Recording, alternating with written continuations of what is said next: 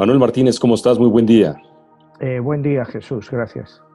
El día de hoy nos vamos a meter en un tema que está en tu obra, en tu novela, un personaje que quizá pues sea de esos personajes que van a cautivar a la audiencia en el momento de entrar a leer tu obra y ver todas aquellas cosas que nos puedan estar develando de lo que está en relación de la economía, de lo que está en relación con nuestra vida diaria y en especial qué tanto hay de verdad y qué tanto pudiera haber una mentira detrás de todo esto que tiene que ver con estos tiempos modernos que estamos viviendo.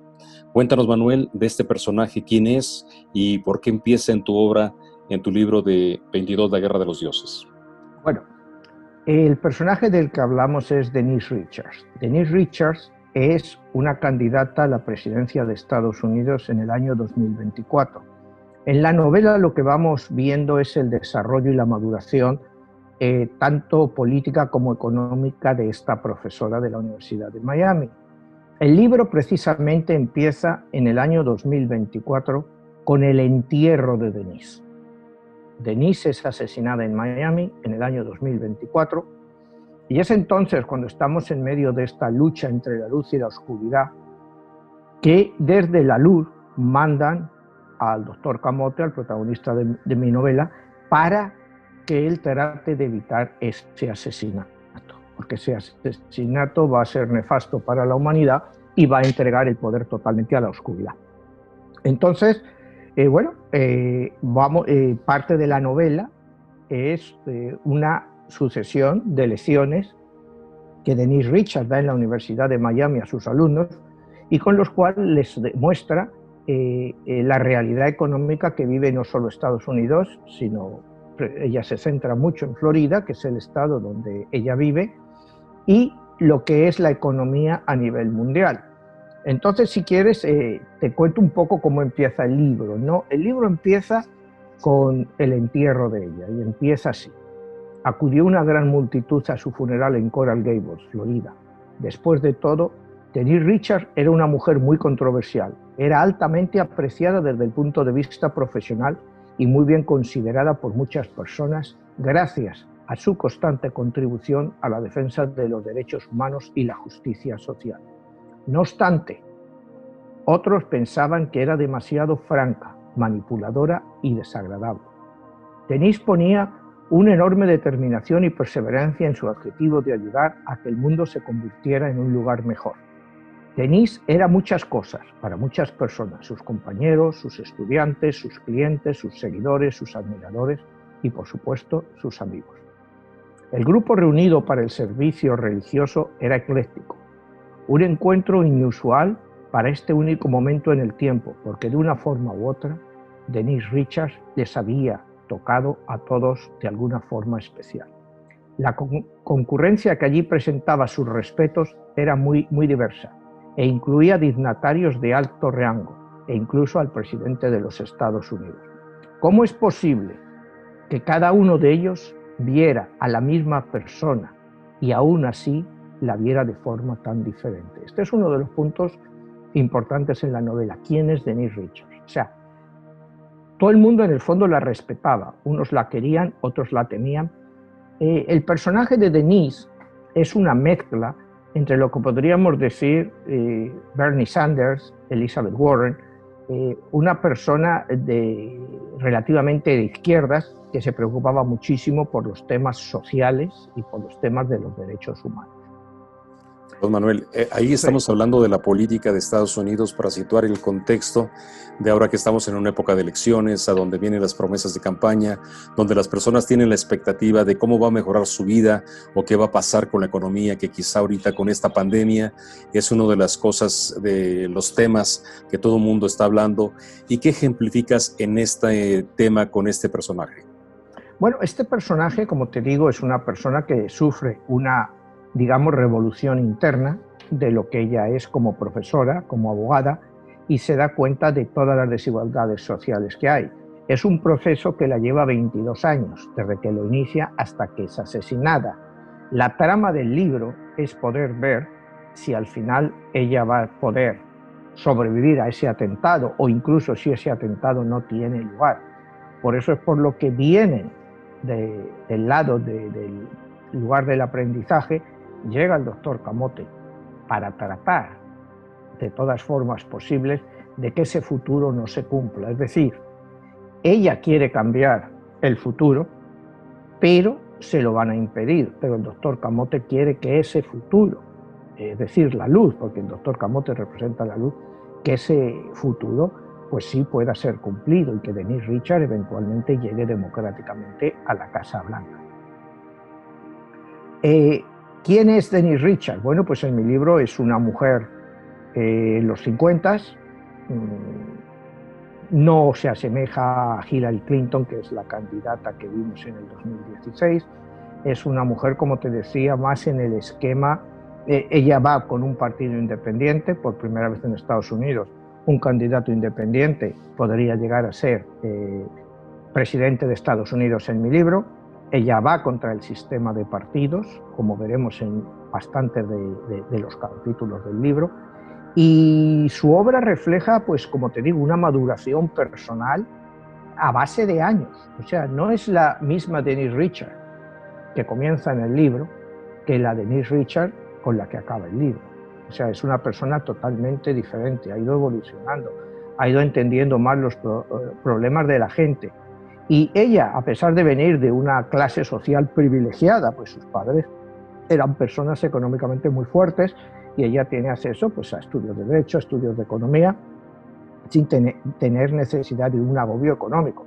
Pero ella se da cuenta de la realidad social que rodea al país. Sobre todo, ella basa su política en Florida, ¿me entiendes? Florida es, pudiéramos decir, como un macrocosmos o un microcosmos de lo que es Estados Unidos, ¿no? En general, con gente pues, que tiene muchísima riqueza y una población, en este caso de migrantes, una población afroamericana pues, que vive en una situación muy precaria, y ella trata de cambiar todo eso, primero cuando llega al Congreso y después cuando llega al Senado. Manuel, cuando estamos hablando de este aspecto que pareciera ciencia ficción, una novela, ¿qué tanto está apegado a la realidad?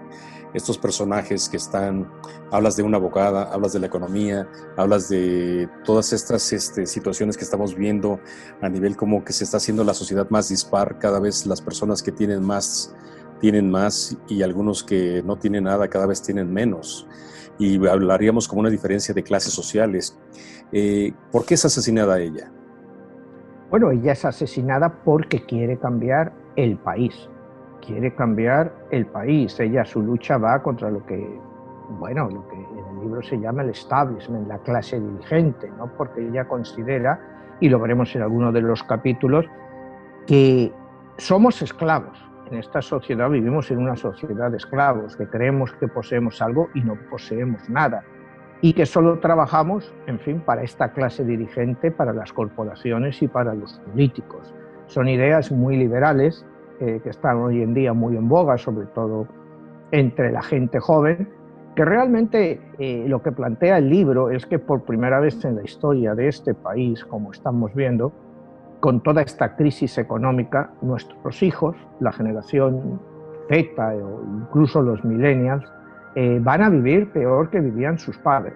Por primera vez estaba leyendo, creo que fue ayer o anteayer, un artículo en que por primera vez en este país los hijos están volviendo con esta crisis a vivir en casa de los padres, pero en unas cantidades alarmantes, entre 10 y 15 millones de jóvenes en este país con toda esta crisis se han movido a vivir a casa de sus padres porque no pueden pagarse un apartamento con los ingresos que ellos tienen. Entonces, bueno, se han ido a vivir con los padres.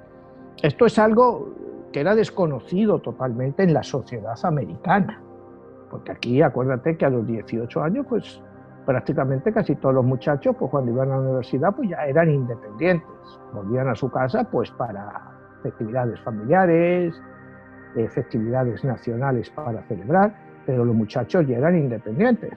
Era muy raro verles volver a vivir con sus padres y ahora mismo se está produciendo ese fenómeno que ya lo habíamos visto, bueno, pues en Europa, en España, lleva así 20, 25 años con ese fenómeno, que los jóvenes tienen que vivir con sus padres hasta que tienen 30, 32 años, porque no pueden pagarse una vivienda por su cuenta. Entonces, esto es lo que plantea Denis. Denis quiere cambiar eso, quiere cambiar el sistema económico en el sentido de la educación, los impuestos, todo lo que es el tema de la salud.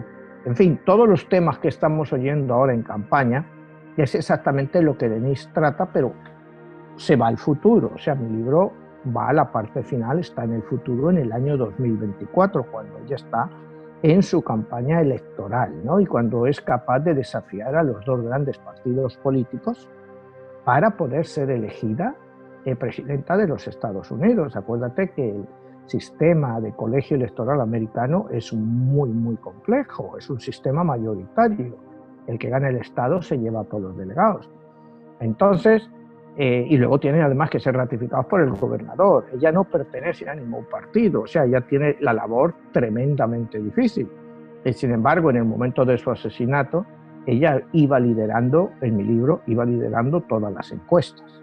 Y eso es lo que hace, pues yo creo, la combinación de política, economía, porque ella entra dentro de temas económicos, como ahora veremos en alguno de los capítulos, en los cuales trata de enseñar a los estudiantes, pero enseñando a los estudiantes en un momento en que empieza a ser seguida por la prensa y la televisión, está enseñando a toda la Florida y también a parte de América, cuando ella empieza a repercutir con sus ideas fuera de lo que es el estado de la Florida. Primero empieza como un asunto local y luego la fuerza de sus palabras, la fuerza de sus actos, se convierte en un movimiento a nivel nacional, ¿no?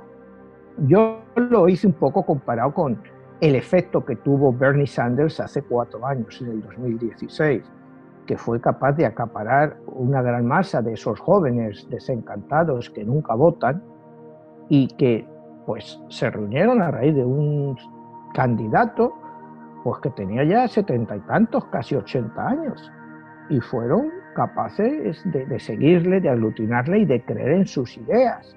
Entonces, Denise Richard es un producto de ese movimiento, ¿no? Ella ya era parte del movimiento en mi libro, porque ella no empieza antes, pero a un nivel local, pero poco a poco consigue el apoyo de muchísima gente, ¿no? Tanto de los jóvenes como de la clase media baja, de las minorías, y es una seria candidata a ganar las elecciones. Por eso es por lo que deciden que ella no puede ser presidenta de Estados Unidos y la matan en un atentado, y eso es lo que mi protagonista va a tratar de evitar, que se den las circunstancias para que ese asesinato tenga lugar.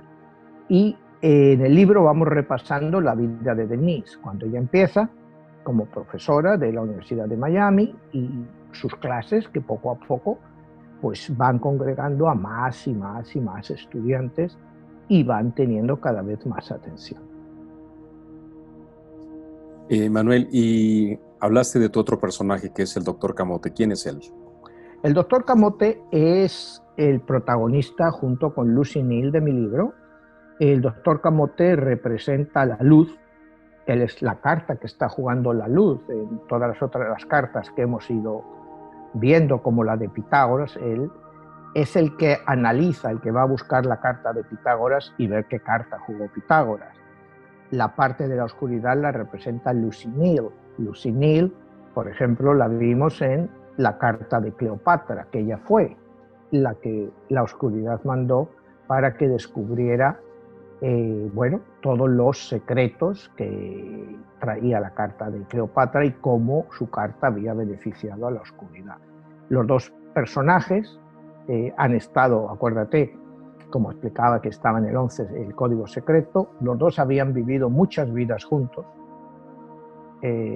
casi siempre en relaciones pues, de pareja, o madre o hijo, o padre, en fin, siempre habían estado relacionados en diferentes vidas y siempre habían tenido pues, una atracción el uno para el otro.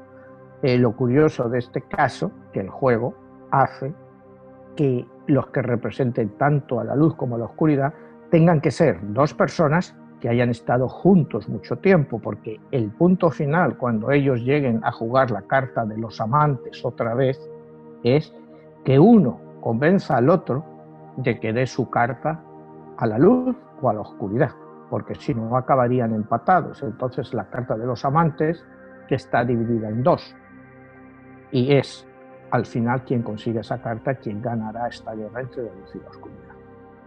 Aquí, Manuel, un punto importante para las personas que están entrando por primera vez al programa. Dejemos de entender que pueden ver estos programas a donde se ha hablado que las cartas, tanto de la luz como de la oscuridad, son parte de tu obra, un complemento a tu libro, y que estamos hablando como si fuera un tarot, como que cada uno de estos personajes en la historia, cada uno representa o se juega a la parte de la luz y de la oscuridad en función de esos personajes históricos de la humanidad. Es como un ejemplo así, ¿verdad? Exactamente, es exactamente lo mismo. Tú vas a una carta, como vimos la carta de Cristo, era una carta obviamente de la luz. Cristo trajo mucha luz al mundo, hizo que el mundo avanzara.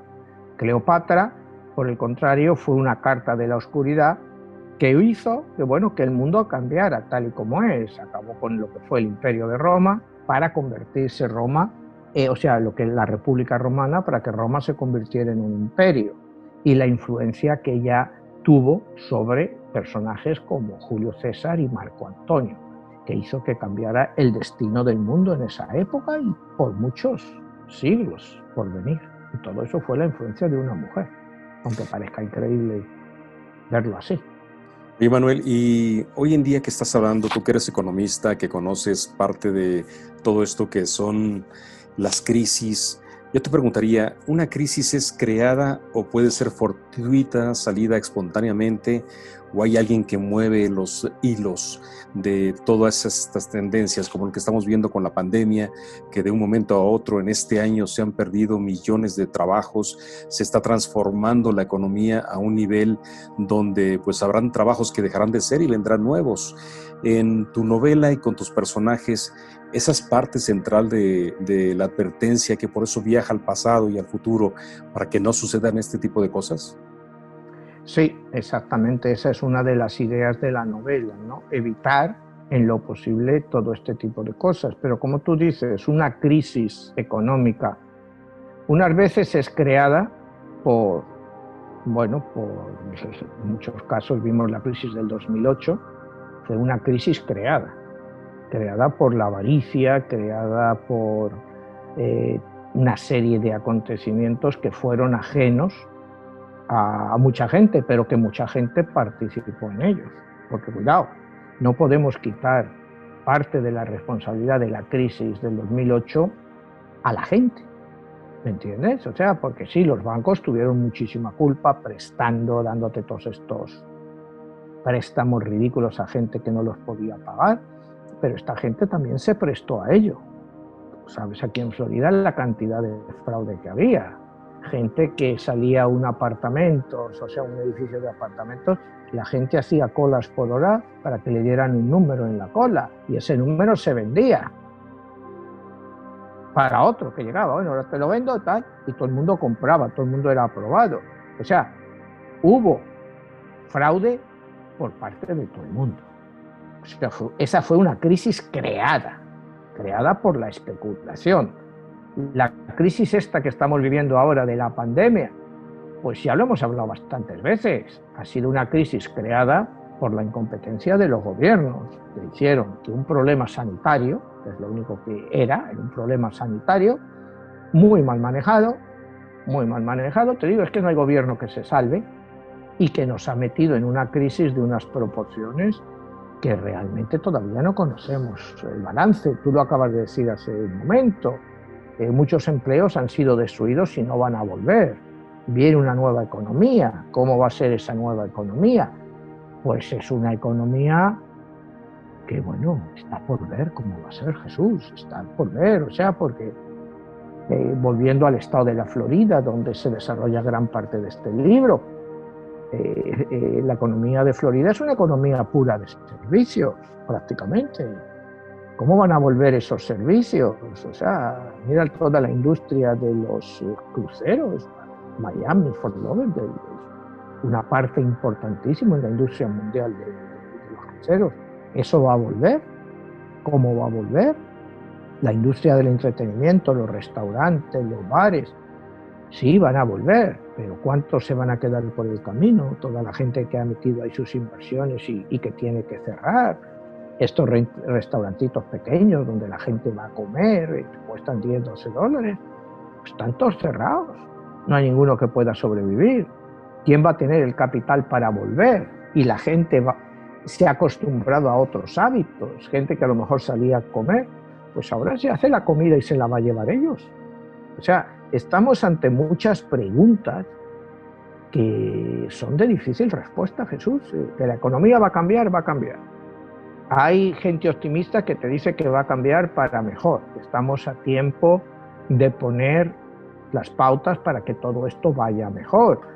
Yo sigo creyendo lo mismo, ¿no? Mi concepto del sapiens, ser humano, o sea, como siempre lo queramos llamar, que lo menciona también constantemente Denis en el libro, es que el sapiens, pues a pesar de creerse un hombre sabio, pues no aprende de sus errores. Entonces, yo no creo que el mundo después de esta pandemia, por mucho que quieran decir, va a ir a mejor. Al contrario, va a ir a mucho peor, va a ir mucha más desconfianza entre los países van a desconfiar unos de otros. Mira en el primer momento lo que pasó en la Unión Europea, todos cerraron sus fronteras, cosa que es totalmente ilegal en la Unión Europea, pero se hizo, bueno, por una situación de fuerza mayor. Otra vez el norte contra el sur, que si los del sur no han sabido cómo manejar la pandemia, los del norte que lo han hecho mucho mejor, y al final pues todos lo han hecho igual de mal. Los países que mejor lo han hecho pues son los países que menor población tienen, como pasa en todas partes. Los países más poblados pues siempre lo hacen lo peor. Mira el caso de este país, 330 millones, 20-22% de todos los casos del mundo y 20-22% de todas las muertes del mundo, con el 4.5% de la población mundial. Peor que se ha hecho aquí, en la potencia económica número 1 del mundo, pues no se ha hecho en ningún otro país. Con todo el potencial económico de este país, de haberlo hecho mejor con la pandemia, pues ¿qué puedes esperar del resto del mundo? ¿Qué puedes esperar de México? Mira cómo está México, no se sabe el número de casos que tenéis, ni la gente que ha muerto, ni el número de contagiados. ¿Se va a saber algún día? Pues yo creo que no, no se va a saber. O sea, aquí es hasta que llegue la famosa vacuna o hasta que ya la gente se haya contagiado el 40-50% de la población y ya se consiga pues, la inmunidad de grupo. Pero ¿cuándo se va a llegar a eso? Bueno, me imagino que en el 2021 se llegará pues, de una forma u otra a que se vaya esta pandemia, ¿no? Que como yo te decía, pues va a durar hasta el 2 de diciembre del año 2021. Hasta entonces no vamos a estar totalmente libres. Y ya, pues ya es entrar un poco en lo que ha sido todo esto, la pandemia, ¿no? En mi libro, pues sigo creyendo, pues que esto, sí, la pandemia empezó, no se sabe cómo, se han hablado tantas cosas, hemos hablado que si el famoso murciélago de Wuhan, o ese otro animalito que nunca se había oído, que también podía ser parte de todo esto, y también incluso en un programa hablamos del famoso meteorito que cayó en Wuhan un mes antes. ¿Vamos a saber algún día el origen? O el origen del laboratorio, o sea, como también hay mucha gente que te dice, y yo creo que al final, pues nadie sabe cuál ha sido el origen real de todo esto, ¿no? Pero que se ha aprovechado políticamente, ¿no? En algunos casos, pues para hacer un experimento con la población, como hablábamos, pues la población pues las han metido en sus casas por meses, en algunos países siguen todavía encerrados. ¿Y qué va a salir de todo esto? Pues una sociedad realmente conflictiva, una sociedad con miedo a ser confinada otra vez y con miedo a su futuro. Porque ¿cuál es el futuro? Se habla que para que haya una reactivación económica, pues la gente tiene que tener dinero. Aquí estamos hablando en Estados Unidos de este famoso segundo paquete económico, que no se ponen de acuerdo, que si 1,8 trillones que ofrece Trump, 2,2 que quieren los demócratas. Bueno, al final hay mucha gente a la que no le llega el dinero. Les va a llegar a tiempo, van a sobrevivir muchos de estos negocios. Pues es muy triste, ¿no? Porque hay países que no se pueden, no pueden dar esos paquetes económicos como el que puede dar Estados Unidos. Y aquí por cuestiones políticas pues no se está dando, ¿no? Que me digas tú que en México pues no hay dinero para darlo, que en Argentina no hay dinero para darlo, que en Brasil no hay dinero para darlo, que en España dependen de la Unión Europea. O sea, eso está claro, que esos países no pueden hacer nada, pero aquí en Estados Unidos sí pueden hacerlo. Mientras este país tenga el dólar y sea la moneda más fuerte del mundo, sí pueden dar los estímulos económicos que consideren oportunos, pero se están dejando llevar por el partidismo. Ya están esperando, las elecciones están a 3 semanas, pues ya a los mercados les da igual que dé el paquete uno o que lo dé el paquete otro, que se dé antes o después de las elecciones. Lo que se está diciendo es que el mercado lo que quiere es que todo indica que Biden va a ganar las elecciones, que también pueda ganar el Senado, y entonces el paquete sería muchísimo más grande. Pero como ves, de todo esto, de este partidismo con lo que hay que acabar, es de lo que habla Dennis Richards desde que empieza su carrera en el año 2007 realmente. Empieza todo este proceso, y en el fondo, aunque el libro se desarrolla esta primera parte antes de la pandemia, pues ya ella hablaba de estas crisis económicas y del problema que venía en los países por culpa de los políticos, porque su principal objetivo es siempre los políticos. Manuel, se habla a veces de Maquiavelo y que pareciera que la política se manejara este tipo de ideas, que es llegar al fin sin importar los medios. La política es un vehículo para que, bueno, pues quienes la apuestan en el lobby, todas las corporaciones, todos los que tienen un capital, pues puedan seguir incrementándolo y, bueno, tengan ese tipo de concesiones y beneficios por quien llega al poder. ¿Qué podemos esperar si llega Biden? ¿Qué podemos esperar si llega Trump? ¿Qué podemos esperar ahorita con una crisis en que está a quemarropa? ¿Y cuáles son las posibilidades de que esto, pues, cuánto tiempo va a tardar? Y bien lo presentas en tu libro, ¿no? O sea, ves el 2024 como la finalidad, es el fin de otro periodo electoral aquí en Estados Unidos. ¿Qué va a pasar si en dado caso gana Trump? Bueno, pues si gana Trump, pues un poco más de lo mismo. O sea, Trump no va a cambiar. Trump va a hacer lo que él quiera, lo que él considere que es adecuado para el país y para el grupo que él representa, ¿no? Si gana Biden, pero mira, es que en este país realmente da igual que sea demócrata o que sea republicano. O sea, hasta ahora ha dado igual. Por primera vez yo creo que nos vamos a encontrar en un momento en que sí va a haber una diferencia, porque hasta ahora daba igual. O sea, ¿qué diferencia me puede decir que hay en un presidente republicano y un presidente demócrata?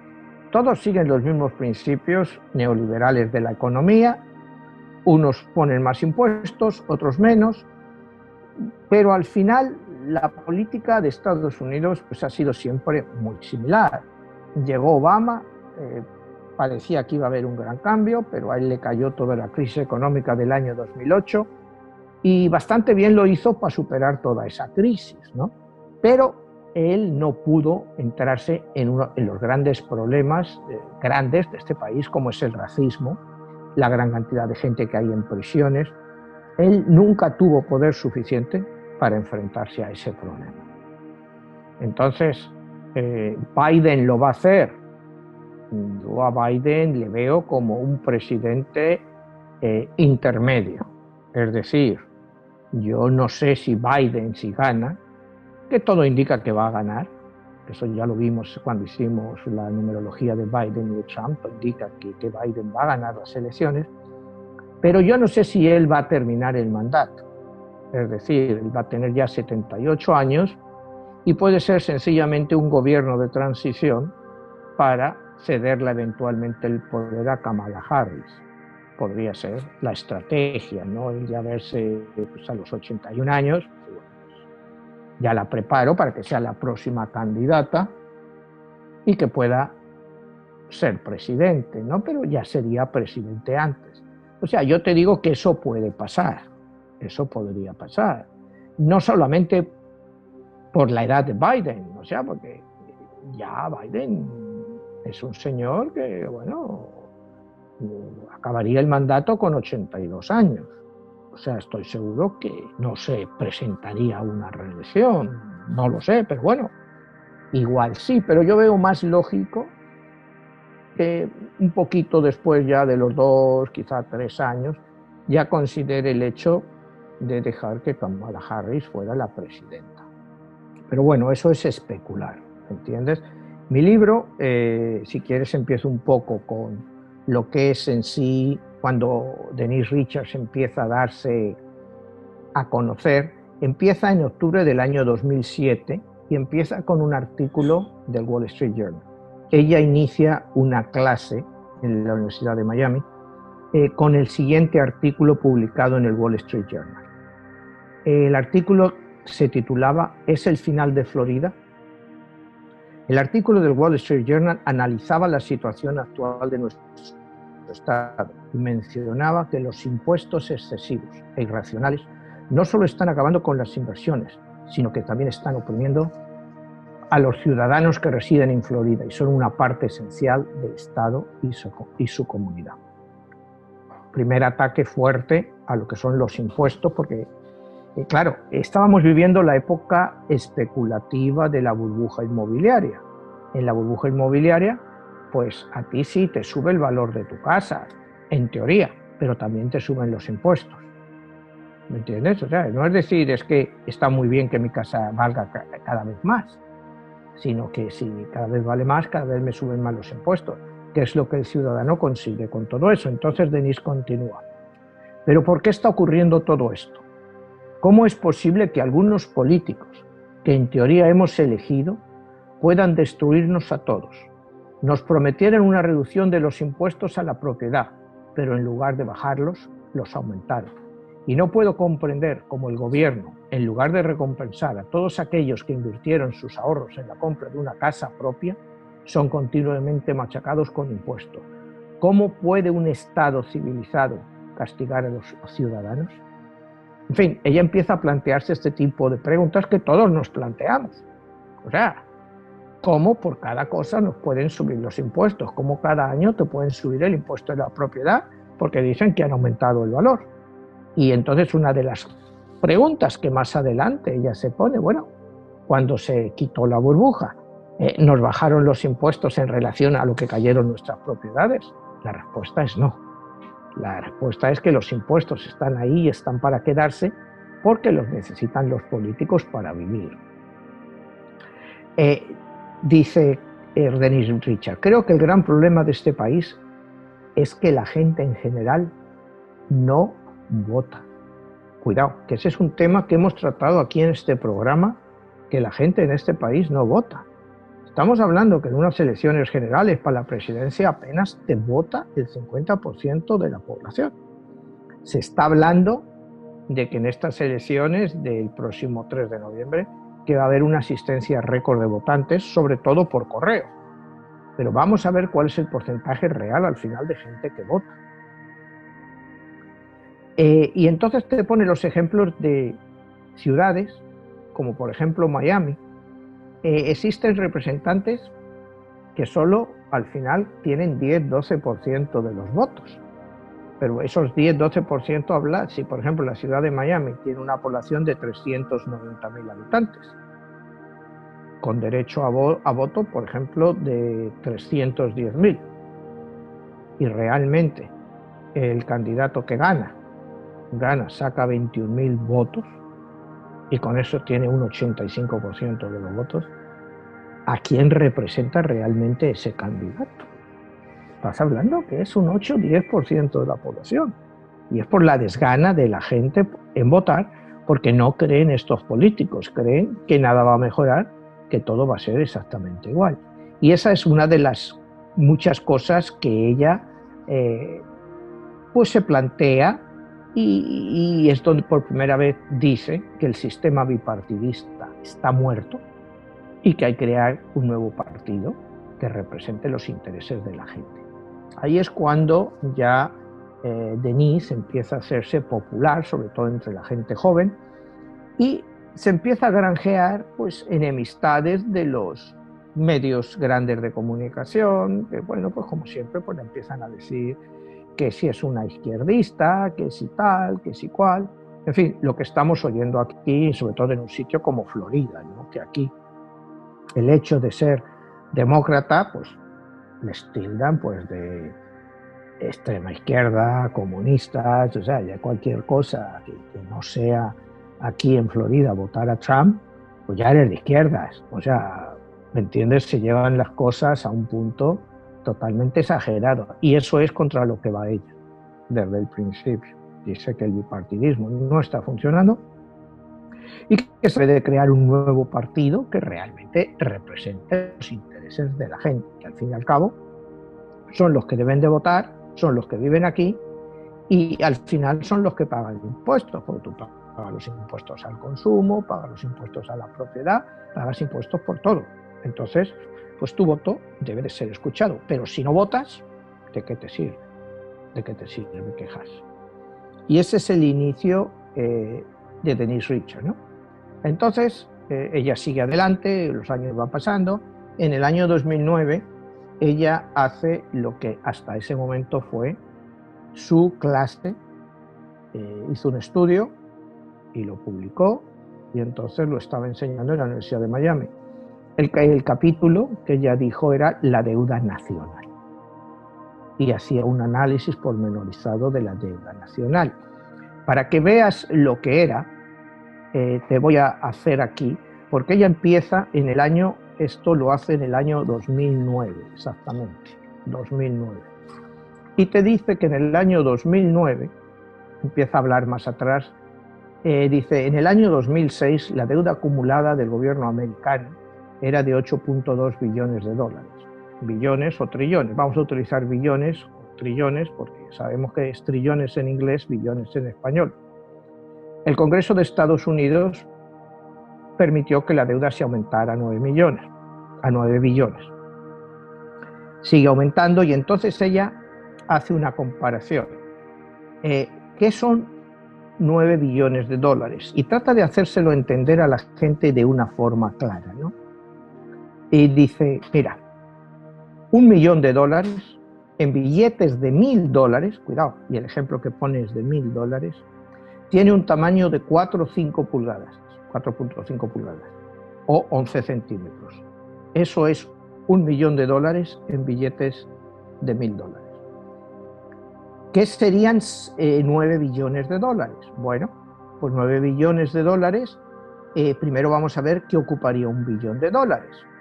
4.5 pulgadas, 11 centímetros por millón, tendríamos ahí que un pie son 12 pulgadas, una milla tiene 5.280 pies, entonces $1 millón en billetes de $1.000, como decíamos, equivale a 4.5 pulgadas, 11 centímetros, $1 billón sería el equivalente de 70 millas de billetes de $1.000 puestos unos detrás de otro. Eso sería uno. Si lo pones los 9 billones todo junto, sería un total de 630 millas o 1.018 kilómetros ininterrumpidos de billetes de $1.000. Tú te haces la idea de esas 1.018 kilómetros seguidos de billetes de $1.000. Esa era la deuda en el 2009. Si la extrapolas a día de hoy, tendríamos que a cierre de septiembre de este año la deuda ha subido a 26.25 trillones de dólares. 3 veces lo que estábamos cuando ella habla en 2009. Es decir, estaríamos hablando de más de 3.000 kilómetros en billetes de $1.000. Si lo pones, y la pregunta a un periodista de Nice, dice, bueno, ¿y por qué pone usted el ejemplo en billetes de $1.000? Dice, bueno, es que no quiero escandalizar a la gente. Es que si lo pusiera en billetes de $100, que sería más común, porque billetes de $1.000 prácticamente no circulan, estaríamos hablando de una deuda que es de 30.000 kilómetros. Imagínate lo que es eso, lo cual equivale a una deuda familiar, es decir, que cada americano, digamos una familia de 4, padre, la madre y 2 hijos, debe aproximadamente unos $160.000. O sea, imagínate el tremendo tamaño de esa deuda con el cual los millennials, la generación Z, tienen detrás. ¿Cómo puedes acabar con eso? Y eso es lo que ella quiere hacer. Quiere acabar con eso de endeudarse a lo loco, de hacerlo por hacerlo, de quitar impuestos a las grandes corporaciones. Y entonces pues ella se labra la enemistad pues, de una gran parte de la población, que van exactamente contra ella, ¿no? Pero ella empieza a explicar, te digo, cosas como estas. La gente, cuando tú hablas con las personas y oyen hablar de una deuda de 26.25 trillones, la gente no entiende la magnitud de esta deuda y la deuda que tiene cada norteamericano. O sea, porque esa deuda tiene que ser pagada de una forma u otra, y esa deuda va en la sociedad. Si a esa deuda tú le añades a todos los millennials, a todos los de la generación Z que se han graduado y que deben 100 y pico, $200.000, pues ¿cómo pueden salir adelante con esa deuda tan tremenda, más la deuda que tiene el país? A este país, pues ahora esta deuda pues es muy manejable a pesar de los números que vemos, porque el servicio de esta deuda está a unos niveles bajísimos. Las tasas de interés están prácticamente a cero. Hoy en día los gobiernos del mundo se están endeudando prácticamente con un coste de 0.5. En Europa con tasas negativas. Tú hoy en día te quieres comprar deuda del gobierno alemán y tienes que pagar un 1,25% adicional. Tú tienes que pagar por tener tu dinero en esa deuda. O sea, estamos viviendo en una situación que es totalmente incomprensible, es irracional. Y Denis en el libro, bueno, en sus clases en la universidad, pues ya va diciendo que eso es a lo que vamos, ¿no? A una situación totalmente irracional. Y ella quiere evitar lo que se tomen las medidas. Pero, lógicamente, las medidas que ella quiere tomar pues son muy impopulares. Y, lógicamente, pues la granjea pues una gran enemistad con los grandes centros del poder que no quieren por ningún medio pues que ella llegue a la presidencia de los Estados Unidos. Emmanuel, cuando estamos hablando de todo esto, estamos hablando de que la política, creemos que vivimos en una democracia, pero más bien yo diría que vivimos en una corporatocracia, porque pareciera que las corporaciones son las que dictan el devenir de un país, de una economía nacional o mundial. Sí. Esto que nos estás diciendo, ¿cuál es la tendencia que tiene? Porque estamos en un inicio de una década que va a pasar dentro de 10 años, 20 años, 50 años. ¿Hacia dónde va todo esto? Hay quienes hablan de que va a dejar de circular el dinero, de que va a venir una manera diferente de relacionarnos entre nosotros como economía. ¿Cuántas cosas se han perdido en estas crisis, ¿no? Tú recordarás en el 2001, cuando se dio lo de los ataques del 9/11, pues bueno, todas las libertades civiles que se han perdido. Cuando se vino la crisis hipotecaria del 2008, bueno, pues cuánta gente fue a la calle y perdió sus casas. Hoy con la pandemia, pues cuánta gente ha perdido sus trabajos y cuántos también han perdido sus beneficios laborales, de antigüedad, de vacaciones, de todo lo que estábamos acostumbrados. Pareciera que estamos entrando a una nueva realidad virtual laboral. ¿Hacia dónde vamos, Manuel? Bueno, pues como te decía antes, es difícil ser optimista. ¿Me entiendes? Yo siempre te he dicho que mi filósofo favorito, que es una de las cartas que juega la oscuridad, es Schopenhauer.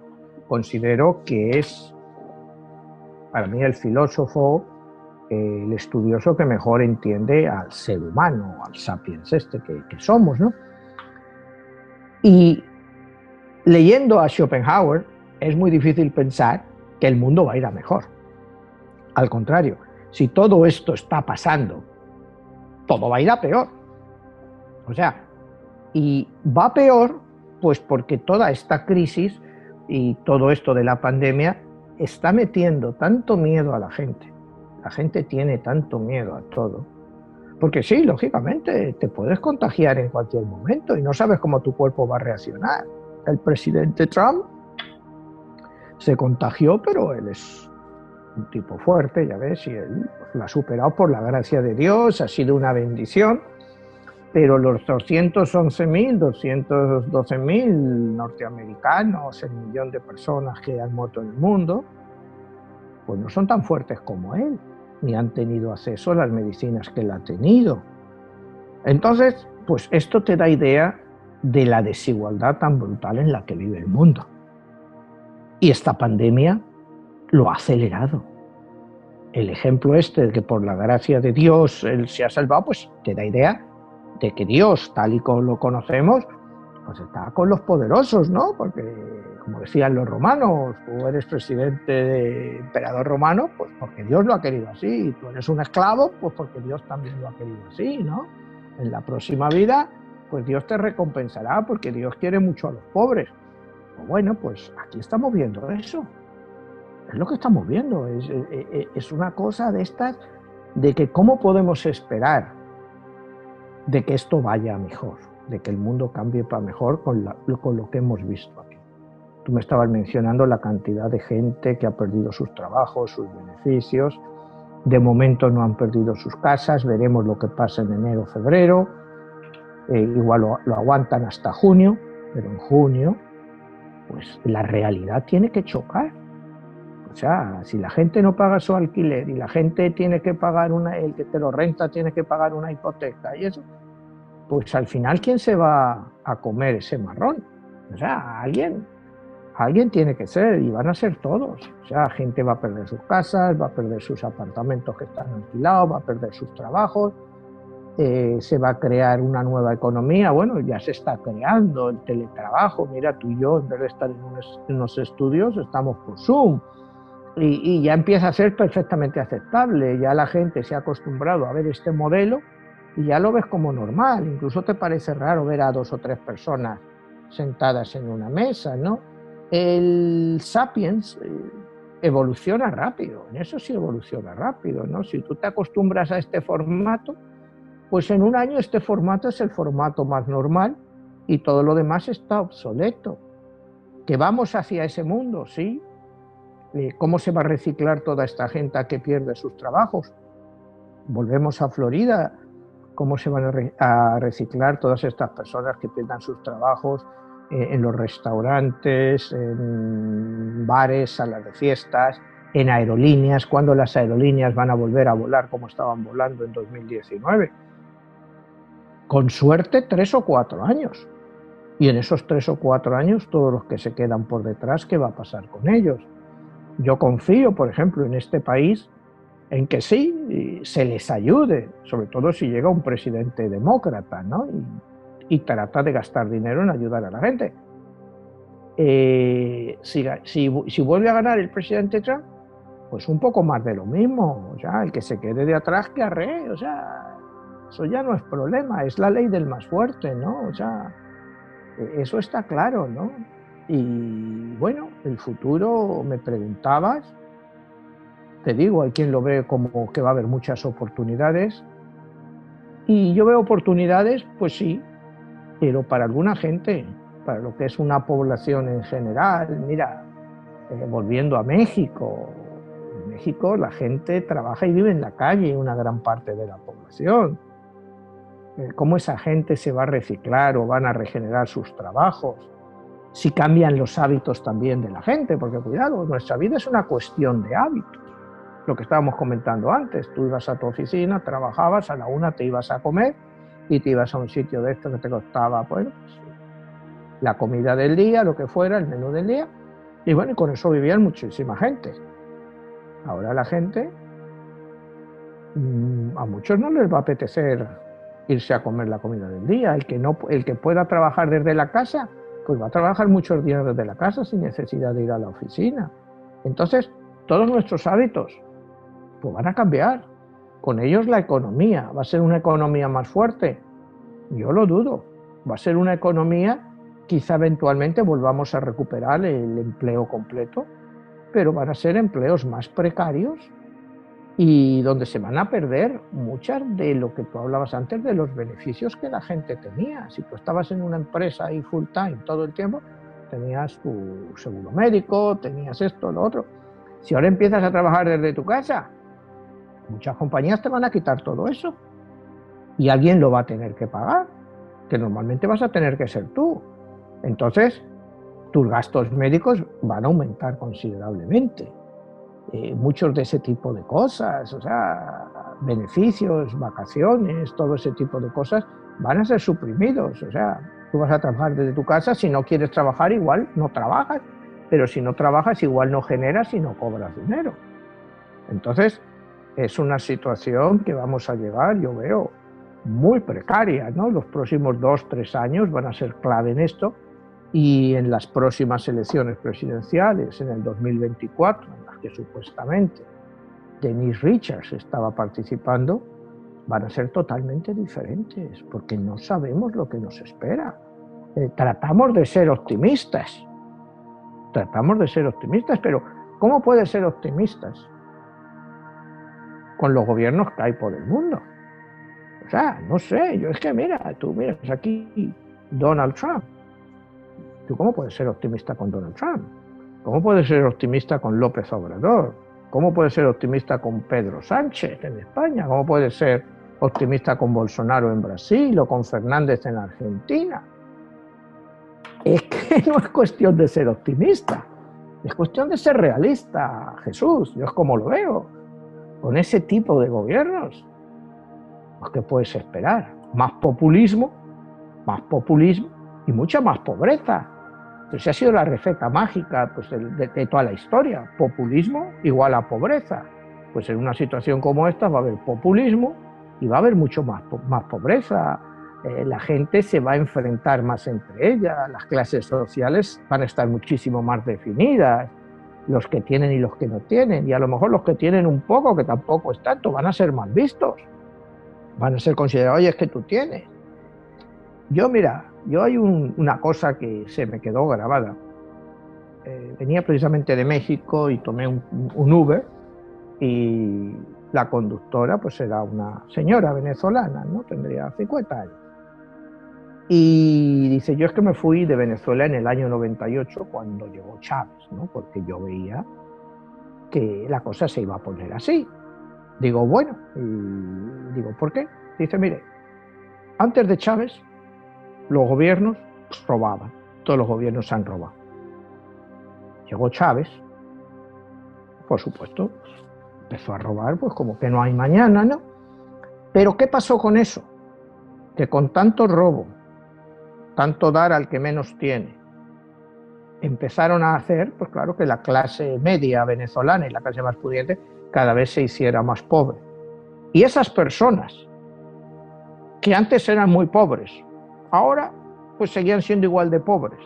Cuando veían que las otras personas que antes habían tenido ya no lo tenían, esa misma pobreza ya no les importaba tanto, porque veían que todos estaban tan amolados como ellos. Entonces, esa es la forma en que un populismo controla a la gente. No es igualdad para que la gente cada vez tenga más, sino igualdad para que la gente cada día tenga menos. O sea, a mí ella me lo explicó muy bien y yo lo entendí muy bien porque luego lo empiezas a analizar.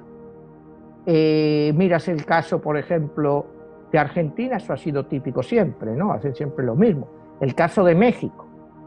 México va camino de eso, no de ser quizá una Venezuela, pero que acabe con la clase media totalmente. Y que todo el mundo sea cada día más pobre. Y los que son pobres van a seguir siendo pobres. Entonces, al ver que los otros pues son no tan pobres como ellos, pero que no tienen lo que tenían, pues se van a estar conformes con todo eso. El caso de España es lo mismo. Tú ves el gobierno social comunista español, pues que va a arruinar lo que es la clase media española, pues va a desaparecer. O sea, realmente va a ser la gente, todo el mundo clase media baja y baja, pues porque ahora la pandemia, lo que quieras, pero siempre hay una excusa para empobrecer a los países de los gobernantes populistas. Siempre hay una excusa y la pandemia es la excusa perfecta de toda esta gente ahora mismo para mantenerse en el poder. O sea, es una excusa perfecta. O sea, ponte el caso de España. Dice, bueno, ahora hay un gobierno social comunista. ¿Quién va a ayudar más a la gente que lo necesita? ¿La derecha o nosotros? Bueno, pues la gente cree que realmente lo van a ayudar más ellos. El caso de México, pues tiene lo mismo. La popularidad de López Obrador sigue estando en un 62-63%. ¿Y cómo se ha manejado la crisis? O sea, la pena. Lo de Brasil, ya no te quiero ni decir cómo está eso también. Entonces, pues bueno, eso es el populismo, es a lo que vamos. Y la pandemia lo que va a traer es más populismos y más miserias. Y todos los bien intencionados que te dicen es que no puede ser negativo. Digo, pero si yo no soy negativo, yo soy realista. Pero tú me dices, ¿cómo mueves la economía? Bueno, la economía la mueves con dinero y la gente comprando, moviendo la economía. Pero ¿quién en una situación como esta quiere gastar dinero? La gente, si le entra algo, trata de guardarlo por si vienen tiempos peores. O sea, es como dicen en inglés, un catch-22, un callejón sin salida. No, o sea, porque sí, yo quiero mejorar, pero a la vez tengo miedo de que si yo gasto, si lo voy a necesitar más adelante para algo realmente necesario, no lo voy a tener. Entonces, ¿qué está pasando? Pues que la gente no está gastando. La gente está guardando su dinero. Entonces, la economía no se reactiva. ¿Cómo reactivas la economía? Pues ahí está nuestros grandes políticos, nuestros grandes economistas, para solucionarlo, ¿no? ¿Cómo lo van a solucionar? Pues mira, ya la única forma, en este país está visto que se necesita dinero para reactivar la economía. Entonces viene otro problema, que aquí se les estaba dando a la gente $600 del gobierno federal, $300 del gobierno estatal. Estaban cobrando $900 a la semana. Gente que cobraba 500, 550 a la semana. Pues esa gente no va a buscar trabajo. ¿Para qué van a buscar trabajo y van a salir cuando están ganando más dinero que les están dando por no hacer nada que ir a buscar trabajo? Pero, ¿cuál es el problema de eso? Te pongo el ejemplo de una peluquería de aquí al lado. Antes tenían 6 empleados. Se reabrió la peluquería. Había 1 o 2 empleados. Los otros no querían venir, por si ganaban 550 contra 900, ¿para qué voy a ir a trabajar? Y encima arriesgarme a que me contagien el virus. No va. Pero ¿cuál va a ser el problema? Que cuando se acaben todas esas ayudas y esa gente quiera volver a su trabajo, esa peluquería ya no va a estar abierta. Y como ese ejemplo te digo, va a haber centenares de miles que esos negocios ya no van a estar abiertos. Entonces ya no van a ganar $550, no van a ganar nada y no les va a quedar ayuda. Entonces la situación que se nos va a plantear va a ser espeluznante. Manuel, ya para finalizar, en tu libro, Denise Richard, el personaje del que estamos hablando en tu novela 22, La Guerra de los Dioses, es asesinada. ¿Pudiéramos decir que ella pudiera haberse convertido como el enemigo del Estado? El enemigo del establishment, de la forma en que está el Estado, el enemiga de los partidos políticos. Ella quería cambiar el sistema tal y como era.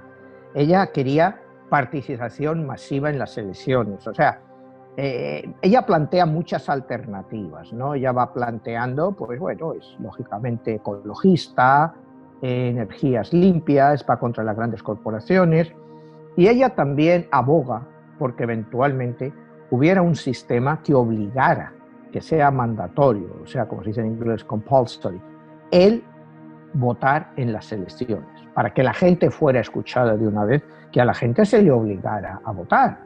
Hay países en Europa que te obligan a votar, por el caso de Bélgica, que es obligatorio votar, tienes que tener una excusa muy buena para no votar. Y el hecho de que si la gente te vota un 90%, tú estás mucho más legitimado que cuando te votan en unas presidenciales aquí en Estados Unidos 50% o en unas elecciones a la alcaldía, por ejemplo, de Miami, que te vota un 10%. O sea, ¿qué legitimidad tienes tú con eso? Aunque te la abrogues de que la tienes. O sea, Entonces ella lo que quiere es cambiar el sistema desde dentro, no quiere destruir el sistema, cuidado, quiere cambiarlo. Ella quiere que la gente participe, que la gente esté y que, sobre todo, el tema de ella como abogado, por lo que ella ha vivido, es la justicia social, que todo el mundo tenga derecho a un abogado decente, o sea, te ponen un abogado de oficio que no ha mirado ni tu caso, y en muchos casos que se han presentado hasta borrachos en el juicio y a la gente pues la han condenado. O sea, hay infinidad de casos de esos, ¿no? O sea, todos lo sabemos.